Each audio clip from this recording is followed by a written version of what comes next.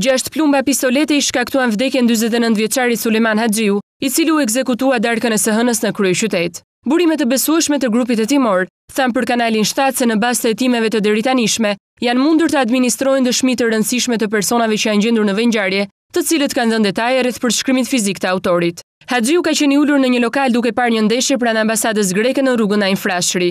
Rreth orës 21:30 një person që mbante kapele sportive në kokë ka hyrë në ambientet e brendshme të lokalit dhe pasi ka identifikuar shenjestrën e tij, ka nxjerrë nga xhepi një xhaketë armën e zjarrit dhe ka qelluar në drejtim të Haxhiut për t'u larguar më pas menjëherë nga vendi i ngjarjes. Klientët e tjerë të lokalit kanë transportuar të dëmtuarin në spitalin ushtarak, ku si pasojë plagëve të marra nuk ka mundur të mbijetojë. Ndërkohë që agjentët policor të komisariatit nr. 2 dhe të seksionit kundër krimeve ndaj jetës dhe shëndetit kanë nisur hetimet për zbardhjen e ngjarjes. Sipas të njëjtave burime, mësohet se hetimet janë përqendruar në 2 pista, në atë të problemeve që ka pasur vetë viktima dhe të vrasjes së djalit të tij 2 vite më parë në Holland. Gjithsesi, nga të dhënat e grumbulluara, dyshimet më të forta lidhen me faktin se 49 vjeçari mund të jetë vrarë për motive të dobta.